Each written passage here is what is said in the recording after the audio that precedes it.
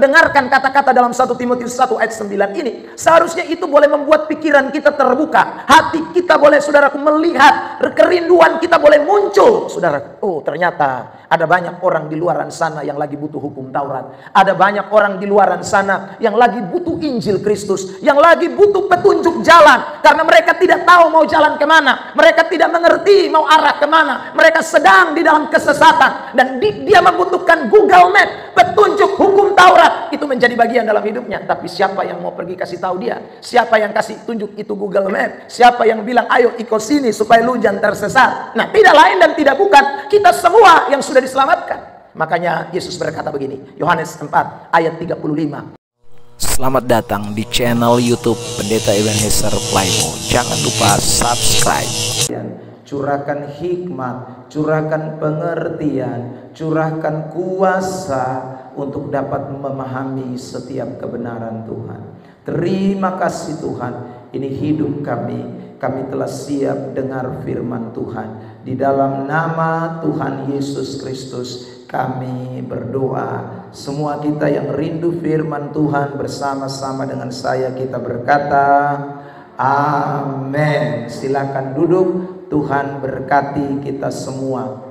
Baik, puji Tuhan, Bapak Ibu Saudara yang terkasih di dalam Tuhan Yesus Kristus. Minta maaf karena kita tadi sore baru mulai kerja ini bareng, sehingga belum selesai secara baik.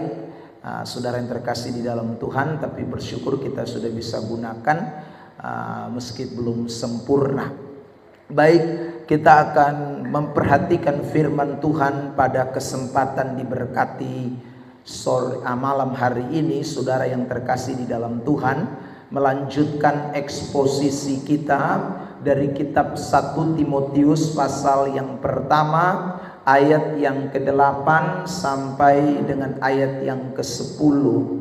Saya memberikan tema hukum Taurat dan orang tidak beragama. Ini yang akan menjadi sorotan kita pada kesempatan diberkati ini. Baik, saya ajak kita untuk kembali membaca teks dari kitab 1 Timotius pasal 1 itu, ayat yang ke-8 hingga ayat yang ke-10. 3 ayat bersama-sama di dalam hitungan yang ketiga. 1, 2, 3. Kita tahu bahwa hukum Taurat itu baik kalau tepat digunakan, yakni dengan keinsafan, bahwa hukum Taurat itu bukanlah bagi orang yang benar, melainkan bagi orang durhaka dan orang lalim, bagi orang fasik dan orang berdosa, bagi orang duniawi dan yang tak beragama, bagi pembunuh bapa dan pembunuh ibu, bagi pembunuh pada umumnya, bagi orang cabul dan pemburit, bagi penculik, bagi pendusta, bagi orang makan sumpah, dan seterusnya, segala sesuatu yang bertentangan dengan ajaran sehat. Saudara yang terkasih di dalam Tuhan Yesus Kristus, hari ini kita masuk pada sorotan kita mengenai yang tak beragama. Itu saya garis bawahi dan saya beri tanda merah. Jadi hukum Taurat itu bagi yang tak beragama. Nah saudara, apa sebenarnya makna kata tak beragama di dalam teks yang kita baca tadi? Itu dipakai kata anosios di dalam bahasa Yunani yang berarti tidak beriman. Jadi saudaraku, kalau kita bicara soal kata anosios itu atau tidak beriman itu, maka ini tentu mengarah pada orang-orang yang belum mengenal Tuhan, atau orang yang belum menjadi Kristen, orang yang belum percaya Yesus. Itu hukum Taurat bagi mereka, ya. Hukum Taurat bagi mereka. Nah saudara yang terkasih di dalam Tuhan, kenapa kok hukum Taurat harus bagi mereka? Padahal mereka sebenarnya belum mengenal Kristus. Mereka masih di luar Kristus. Mereka bukan murid Tuhan, saudaraku. Tetapi hukum Taurat itu ditujukan kepada mereka. Nah saya mau ingatkan kembali kepada kita semua. Klik Ya, ingat bahwa salah satu fungsi dari hukum Taurat itu adalah sebagai petunjuk jalan menuju pada Kristus. Jadi saudara, hukum Taurat itu adalah Google Map. Ya, tujuannya adalah Kristus.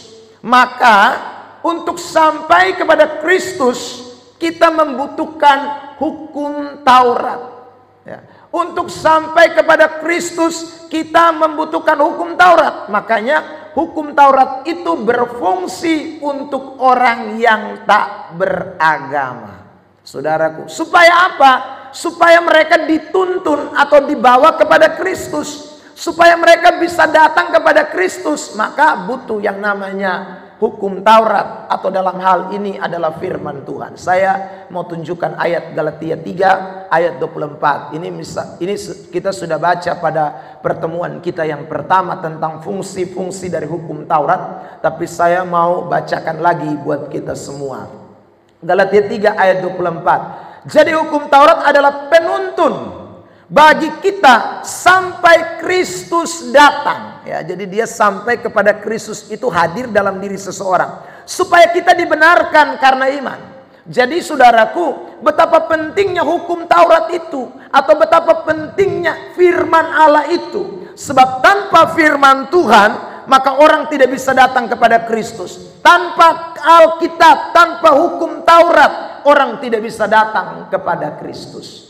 Nah, saudara yang terkasih di dalam Tuhan Yesus Kristus, maka sekali lagi 1 Timotius 1 bilang sama kita semua, ingat baik-baik, hukum Taurat itu atau Injil itu atau firman Tuhan itu atau Alkitab atau kebenaran itu fungsinya adalah untuk orang-orang yang tidak beragama atau orang-orang yang belum, saudaraku, mengenal Kristus. Nah, pertanyaannya begini, saudara. Kalau begitu, kita semua yang hadir pada kesempatan malam hari ini, kita sudah kenal Kristus. Kita sudah dituntun kepada Kristus. Apakah hukum Taurat itu masih berfungsi bagi kita?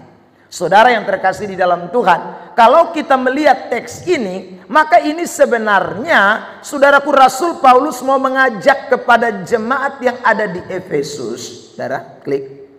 Ya, dan juga bagi kita orang Kristen yang membaca 1 Timotius 1 ayat 9 itu, saudara, bahwa ketika kita mendengar kata yang tidak beragama, itu, saudaraku, mendesak kita untuk memiliki mata yang melihat kepada tuaian dan hati yang rindu jiwa-jiwa yang datang kepada Kristus. Jadi waktu saudara baca hukum Taurat itu berguna bagi orang tak beragama, bagi orang durhaka, bagi orang berdosa. Lalu kemudian kita tidak bisa bilang bahwa saya kan tidak berdosa lagi, saya kan tidak durhaka, saya kan tidak lalim lagi, saya kan orang yang beriman, saya kan bukan orang yang tak beragama. Kalau begitu buat apa saya dengar firman Tuhan? Atau buat apa saya dengar hukum Taurat? Untuk apa saya dengar Injil Kristus? Tidak. Sebenarnya kita mesti melihat dari sisi yang kedua, bahwa kalau kita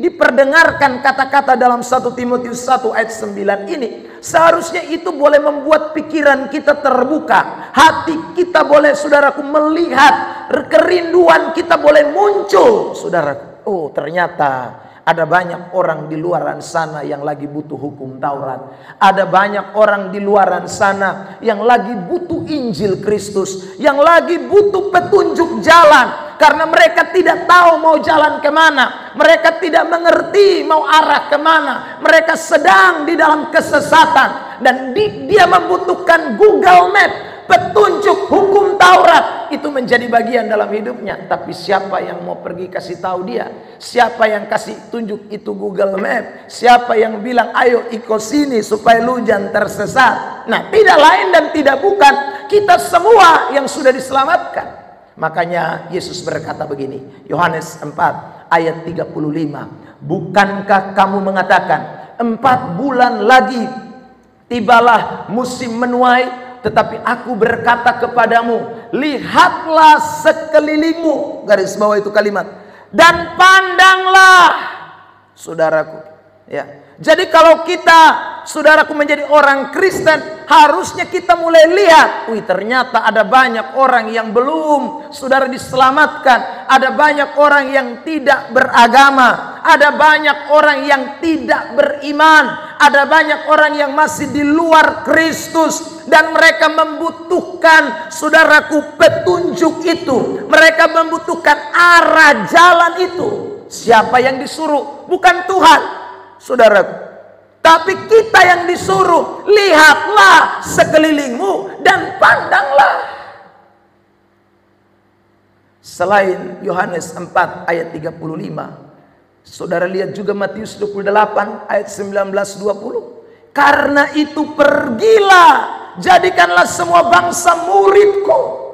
Pergi kepada semua bangsa, kasih tunjuk jalan itu, kasih tahu itu hukum Taurat, kasih tahu itu kebenaran. Saudara yang terkasih, Roma 10, lihat lagi ayat yang ke-14 dan ayat 15. Tetapi bagaimana mereka dapat berseru kepadanya jika mereka tidak percaya kepada dia? Bagaimana mereka dapat percaya kepada dia atau beriman kepada dia jika mereka tidak mendengarkan tentang dia? Dan bagaimana mereka mendengarkan tentang dia jika tidak ada yang memberitakannya? Dan bagaimana mereka dapat memberitakannya jika mereka tidak diutus? Seperti ada tertulis, betapa indahnya kedatangan mereka yang membawa kabar baik.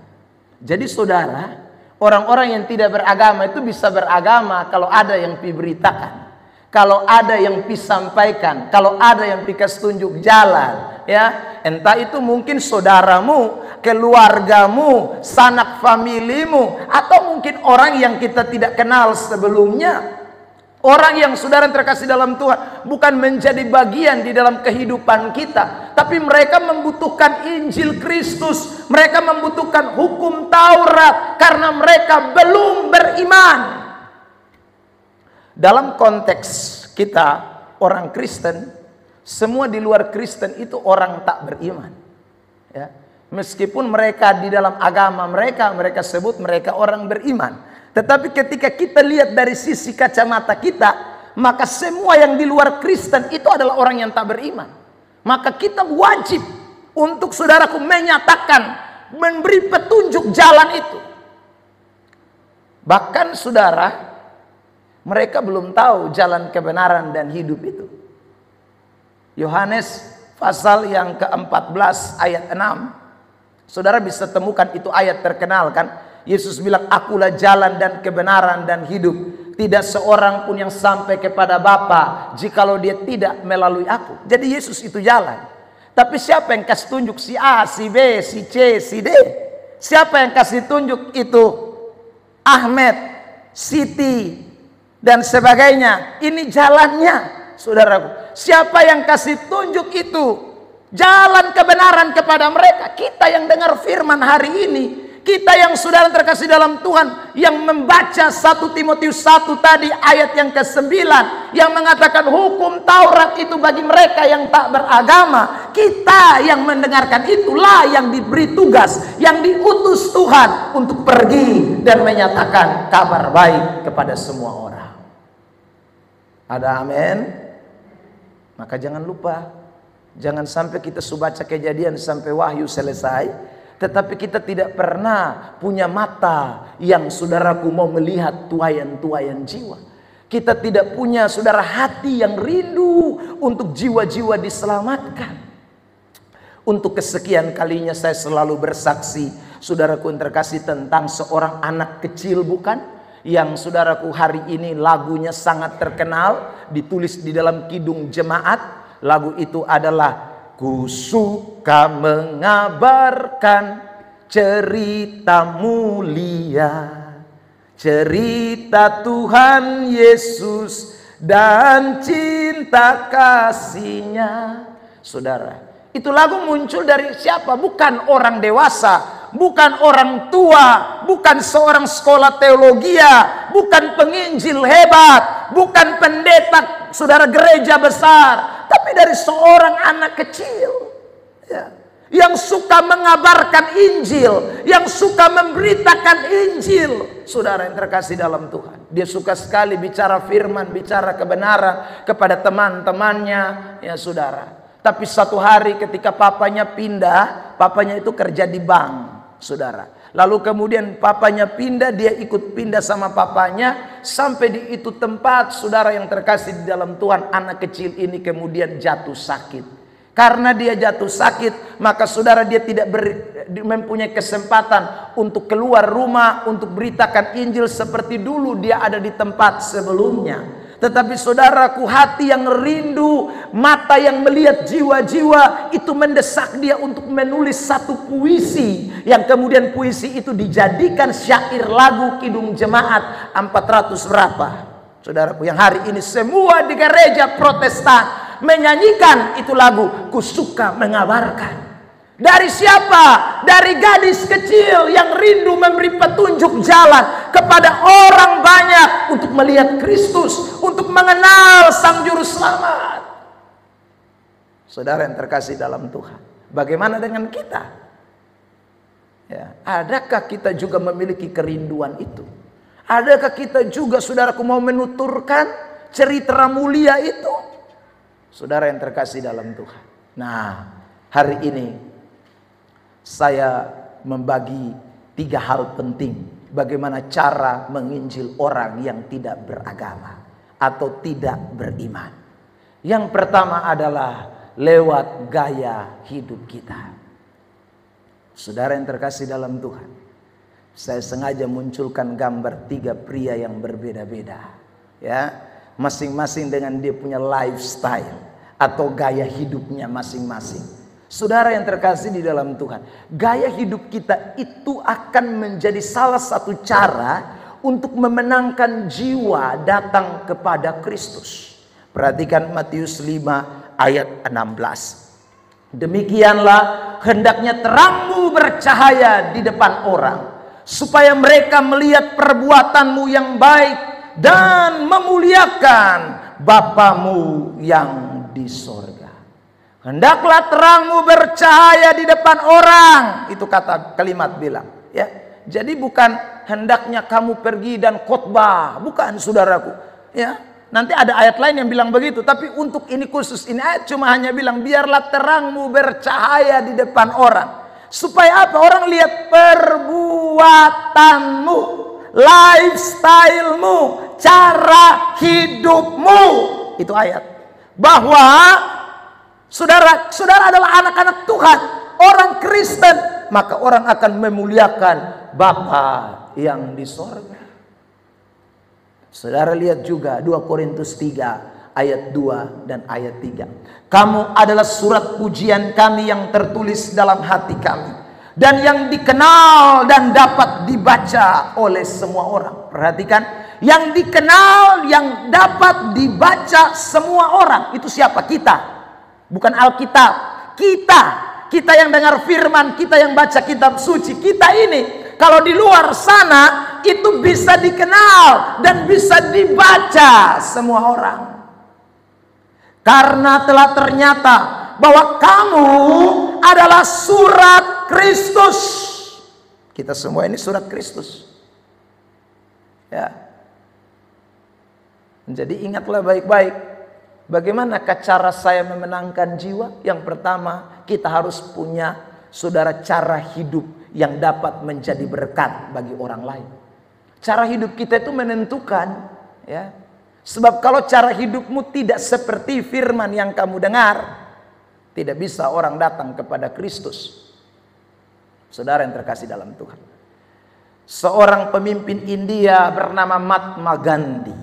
Saudara, dia suka sekali baca Alkitab. Dia sangat tertarik dengan ajaran Tuhan Yesus. Saudara yang terkasih di dalam Tuhan, dan akhirnya dia ambil keputusan untuk mau jadi orang Kristen. Karena saudara yang terkasih dalam Tuhan, dia baca firman, dia baca Alkitab, ya saudara. Tetapi setelah dia tahu siapa itu Yesus di dalam Alkitab dan dia mau pergi gereja, saudara, waktu itu di tempat di mana Mahatma Gandhi ada, itu terjadi rasisme atau saudaraku orang melakukan yang namanya diskriminasi. Ada kelompok kulit hitam dan ada kelompok kulit putih. Sehingga orang-orang kulit putih itu mendirikan gereja sendiri. Dan orang-orang kulit hitam itu tidak diperbolehkan datang ke gereja orang kulit putih. Saudara yang terkasih dalam Tuhan. Tapi suatu hari Mahatma Gandhi kan tidak tahu menahu soal itu. Dia pikir gereja yaitu orang Kristen punya. Dia akhirnya saudaraku datang ke gereja. Tapi dia salah alamat. Dia datang ke gereja kulit putih punya. Begitu saudara dia sampai di pintu gereja. Dan penerima tamu lihat dia kulit hitam. Saudara yang terkasih. Mereka langsung bilang sama Mahatma Gandhi. Sorry, kamu salah gereja. Di tempat gereja kami tidak ada orang kulit hitam. Kami hanya ada orang kulit putih saja. Saudaraku, Mahatma Gandhi langsung putar dan kemudian dia pulang. Sejak dia pulang, orang Kupang bilang dia titi batu. Ya, saudara, dia bilang begini, saudara. Dia bilang orang Kristen tidak sama seperti Yesus, tidak seperti Kristus, tidak sama seperti ajaran yang mereka dengar. Saudara yang terkasih dalam Tuhan, ajaran yang mereka dengar, Alkitab yang mereka punya itu bagus, itu luar biasa. Yesus yang mereka punya luar biasa. Saya jatuh cinta kepada Yesus. Tapi begitu saya lihat pengikut-pengikut Yesus, saya tidak kepengen jadi Kristen. Saya tidak kepengen masuk gereja. Kenapa? Karena ternyata banyak orang Kristen lifestyle-nya berbeda dengan ajaran kebenaran. Ini saudara yang terkasih dalam Tuhan. Jangan sampai terjadi juga dalam botompung hidup. Ya. Jangan sampai orang mau datang kepada Tuhan hanya gara-gara botompung cara hidup. Ya. Yang tidak memuliakan Tuhan. Botompung cara hidup yang tidak sesuai dengan kemauan Tuhan. Itu bikin orang jauh dari Tuhan. Saudara yang terkasih dalam Tuhan.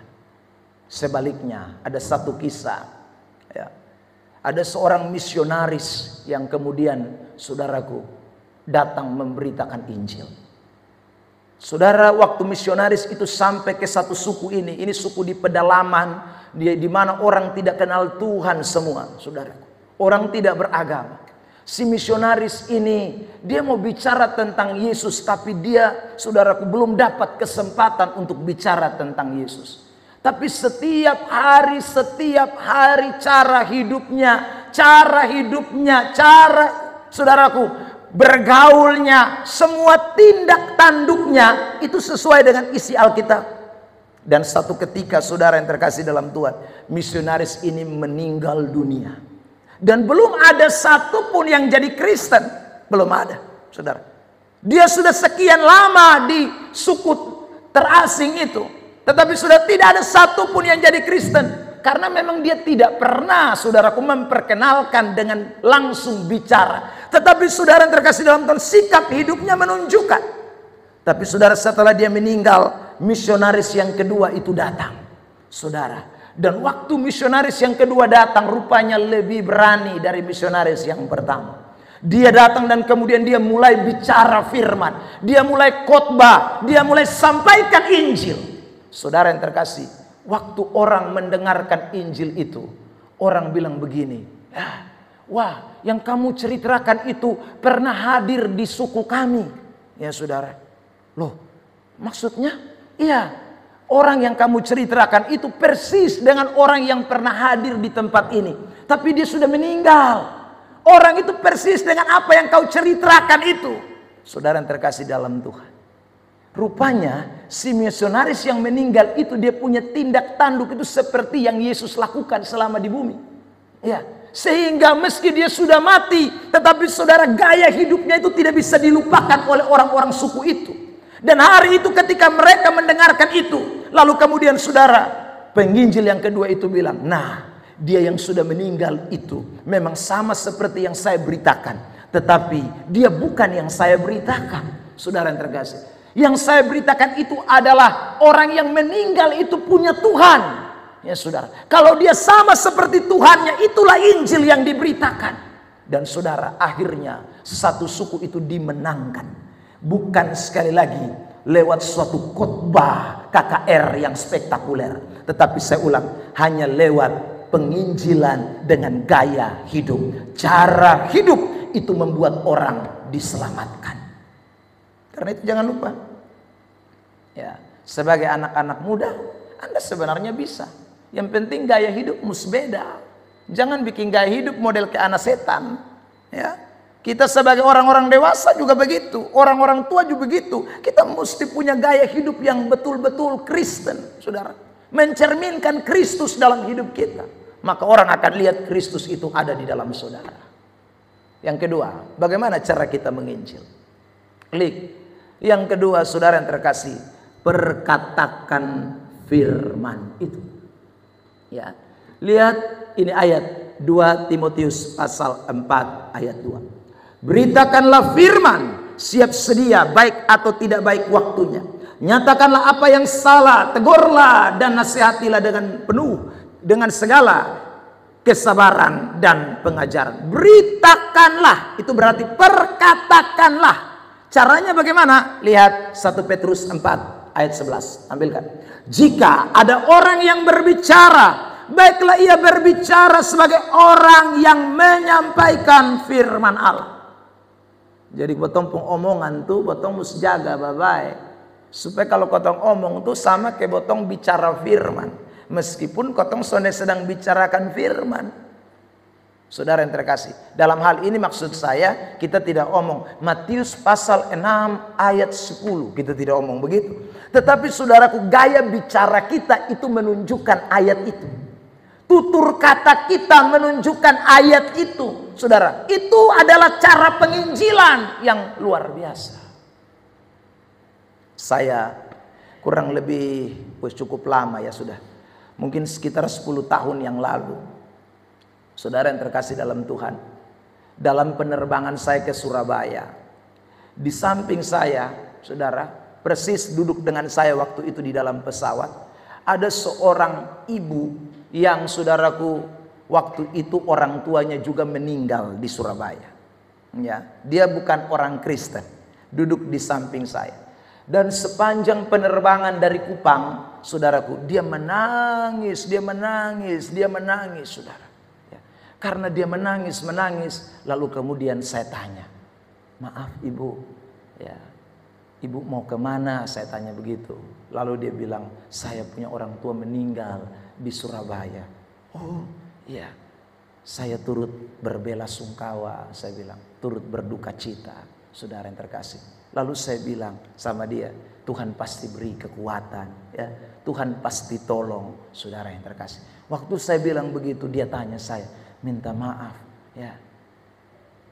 Dia panggil saya bukan Pak, tapi dia panggil saya Ade. Ya, karena saya dengan dia itu memang sangat jauh tuh, sudah. Dia sudah tua sekali, ya saudara. Dia bilang, Ade minta maaf. Ade agama apa? Lalu saya bilang, saya Kristen ibu. Oh, Ade Kristen. Ya. Lalu dia bilang begini, minta maaf Ade. Ade bisa tolong doakan mamaku, ya saudara. Nah ini di atas pesawat. Saudara yang terkasih di dalam Tuhan. Lalu dia bilang, saya minta maaf, saya agama Islam. Ya. Tetapi kalau bisa tolong doakan saya supaya Tuhan beri saya kekuatan. Saudara yang terkasih dalam Tuhan. Padahal cuma kata-kata yang saya ucapkan, Tuhan pasti beri pertolongan, Tuhan kasih kekuatan. Tetapi rupanya kata-kata itu bisa membuat orang yang beda agama ini minta untuk didoakan. Saudara yang terkasih dalam Tuhan. Jadi kemudian saya berdoa buat dia. Singkat cerita saudara, kami sampai di Surabaya. Lalu kemudian turun. Begitu turun dia tanya saya, adik mau kemana? Saudara, hari itu saya mau ke Malang. Ya, jadi kemudian saya bilang saya mau ke Malang. Lalu dia bilang ini kan sudah sore, udah malam, nanti gimana ini? Saya bilang nanti saya naik travel. Saudara yang terkasih dalam Tuhan. Ya. Begitu mau berpisah, Mam tua bilang begini, tunggu dulu. Ya. Saya bilang kenapa? Dia bilang ini ada berkat sedikit. Ya saudara, wih, saya juga kaget. Biasanya orang Kristen yang omong berkat sedikit itu. Tapi ini kali bukan orang Kristen. Saudara, waktu dia kasih dia bilang begini, terima kasih buat doanya. Karena setelah saya didoakan, saya merasa kuat. Saudara yang terkasih dalam Tuhan. Dia kasih saya uang waktu itu 250.000 rupiah. Saudara yang terkasih dalam Tuhan. Kenapa? Saya ulang lagi, hanya penginjilan singkat. Kata-kata yang saya ucapkan juga hanya bilang, Tuhan tolong, Tuhan kasih kekuatan. Selesai. Tetapi saudara lihat, saudara, kata-kata orang benar, kata-kata orang Kristen, kata-kata anak Tuhan, itu disertai dengan kuasa dan urapan. Makanya saudara, Alkitab berkata dalam kitab Amsal, hidup dan matimu itu ditentukan oleh lidahmu. Engkau menggemakannya, maka engkau akan memakan buahnya. Saudara yang terkasih dalam Tuhan, maka ingatlah, bicaralah sebagai orang-orang yang mengenal Tuhan. Bicaralah sebagai orang-orang yang mengerti firman. Bicaralah sebagai orang-orang yang sungguh-sungguh hidup di dalam Tuhan. Jangan asal bacot, orang Jakarta bilang.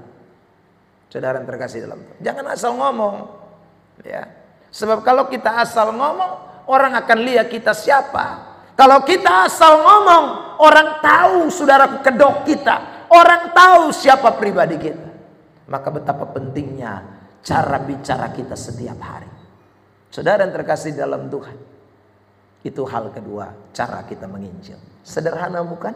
Tidak perlu hafal ayat. Saudara yang terkasih dalam Tuhan. Ketiga, klik. Bagaimana cara kita menginjili orang yang tidak beragama dan tidak beriman? Yang ketiga, berdoalah bagi mereka. Saudara yang terkasih dalam Tuhan, saya tidak tahu, sekali lagi, adakah kita pernah berdoa bagi orang-orang yang tidak beragama itu? Saya setiap Sabtu di sini pagi hari, saudara yang doa Sabtu, kita selalu berdoa dan kita bilang, Tuhan tolong orang yang pernah menginjakan kaki di tempat ini, bahkan orang yang belum pernah menginjakan kaki di tempat ini, Tuhan tolong. Saudara, kenapa saya mau berdoa begitu? Saya teringat dengan cerita anak angkat saya, saudara. Saya punya anak angkat orang Islam yang kemudian jadi Kristen, saudara. Ya, di Oibobo sana, waktu dia menikah saya jadi orang tuanya. Saudara yang terkasih dalam Tuhan, dia punya papa mama lagi bakalai, orang Kupang bilang. Ya, dia ini keluarga broken home. Ya, tapi kemudian saudara yang terkasih di dalam Tuhan, satu hari dia keluar dari rumahnya karena papa mamanya tiap hari berribut bakalai terus. Ya, dia bosan ada di rumah, dia keluar rumah. Pas hari itu adalah hari Minggu, saudara. Dia keluar rumah hari Minggu, saudara, dan tiba-tiba saja dia sampai di gereja Gemit Peniel Oibobo, saudara. Hatinya tergerak untuk belok masuk ke dalam gereja. Ini bukan Kristen loh, saudara yang terkasih dalam Tuhan. Dia masuk ke dalam gereja. Dan hari itu sudah dia adalah orang pertama dan awal pertama dia ada di dalam gereja. Dia belum pernah injak gereja selama ini. Bukan agama Kristen kok. Ya. Tapi kemudian saudara, hari itu ketika dia hari pertama datang gereja, itu adalah hari pertama juga Tuhan menjamah dia. Dia pulang dari gereja, dia tidak bisa tenang, saudara. Dia kepengen minggu depan datang lagi, saudara. Dan betul, minggu depan, saudara, dia datang. Hari pertama waktu dia datang, dia pakai pakaian apa adanya, karena dia tidak punya niat datang gereja. Tapi mulai hari minggu berikutnya, saudara, dia bungkus pakaiannya di tas, lalu kemudian dia keluar rumah, saudara. Sampai di pom bensin Oibobo, dia ganti pakaian di toilet, saudaraku. Lalu kemudian dia datang masuk gereja. Minggu berikut dia datang lagi, minggu berikut dia datang lagi, saudara. Dia datang terus ke rumah Tuhan. Dan lama-lama, saudara yang terkasih dalam Tuhan, dia kenal seorang pemuda di gereja itu. Ya, saudara. Dia kenal pemuda di gereja itu. Ya. Dan kemudian, saudara, singkat cerita, mereka dua pacaran. Ya. Saudara yang terkasih dalam Tuhan, setelah mereka pacaran beberapa lama, saudara, sekitar mungkin 1 tahun lebih. Mereka pacaran karena yang pacarnya ini bukan hanya saja rajin gereja, rajin persekutuan doa juga. Punya persekutuan doa di rumah. Akhirnya saudara diajak pacarnya ini bukan hanya pergi gereja lagi, datang di persekutuan doa. Jadi dia mulai tambah semangat untuk beribadah, tambah semangat. Dan singkat cerita dia ambil keputusan untuk menikah dengan pacarnya. Saudara, dia tahu ini berat karena orang tuanya beda agama. Saudara, dan hari itu dia bilang sama pacarnya, ini bagaimana ini? Ya. Pacarnya bilang, kita tidak boleh menikah kalau belum ketemu papa dan mama. Saudara, dengan berani, nah dia pun bapak itu anggota, ya saudaraku, ini bukan main-main, anggota. Tapi ini laki-laki, dia berani. Dia bilang, kotong musti ketemu papa dan mama. Saudara, lalu mereka pergi ketemu. Begitu sampai, saudara, cerita papa mamanya kaget kalau anaknya sudah jadi Kristen.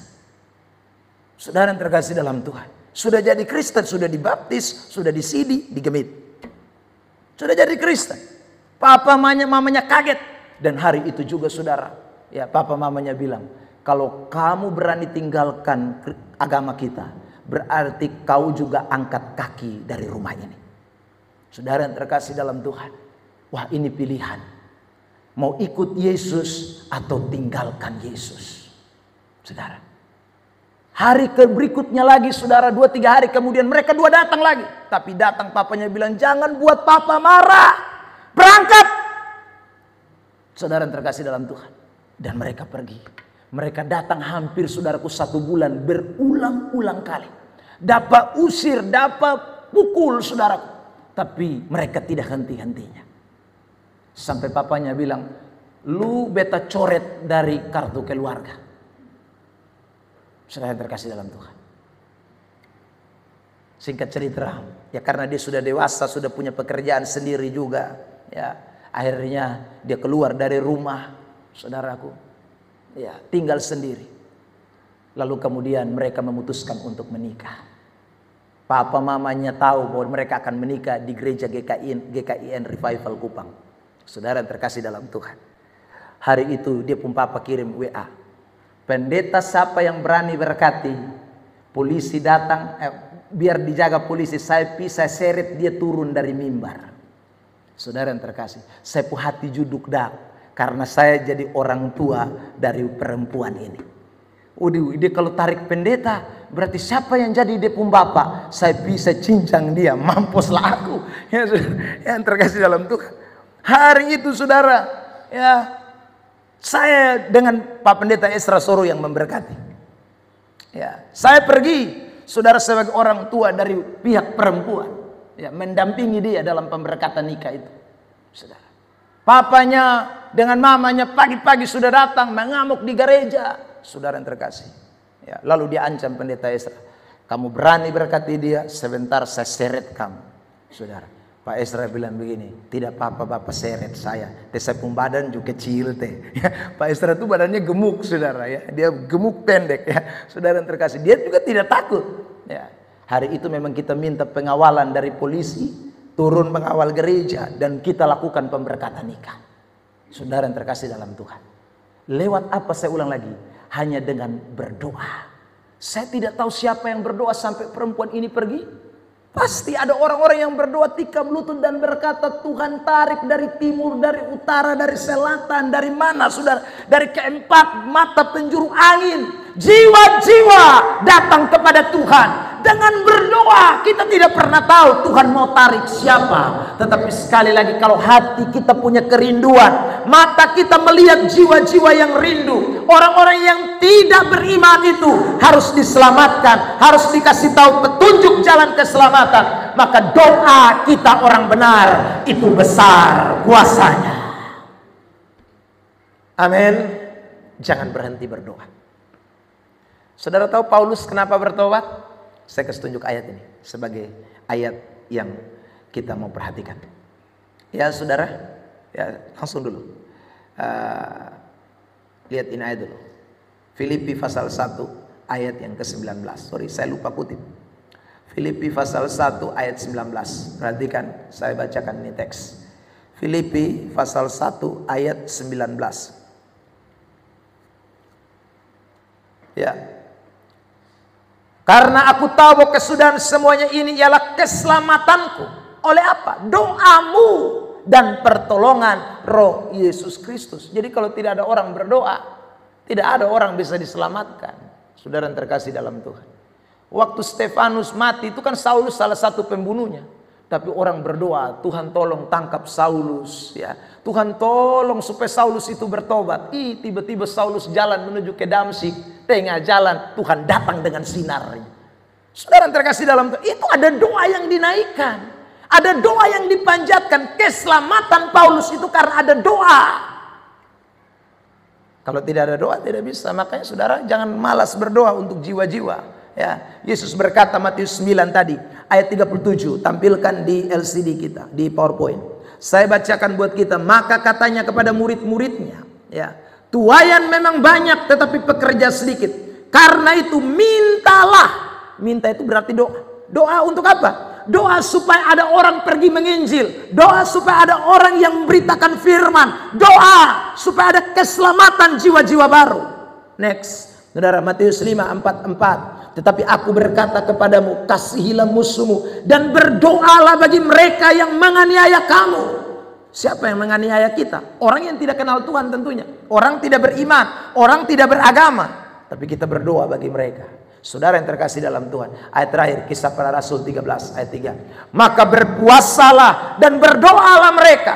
Dan setelah meletakkan tangan ke atas kedua orang itu, mereka membiarkan keduanya pergi. Ya, saudara, siapa itu? Barnabas dan Paulus. Dia bilang, kami berdoa sama-sama, Tuhan tolong. Paulus dan Barnabas mau berangkat ke Antioquia. Mereka mau ke Pisidia. Mereka mau ke, saudaraku, mana lagi? Pergamus. Mereka mau ke Asia Kecil. Mereka mau ke mana? Ini doa dulu. Bukan pipa pasiar. Jalan pipa pemberitaan Injil. Karena itu, pada kesempatan ini, kita semua yang hadir, berdoalah. Ya, kalau tidak bisa menginjil, paling tidak berdoa. Itu cara kita punya hati yang rindu. Jadi, sekali lagi, Taurat Tuhan harus disampaikan. Petunjuk itu harus diberikan kepada orang-orang yang tidak beriman. Tuhan berkati kita dengan firman-Nya. Mari kita mau bersyukur buat firman Tuhan.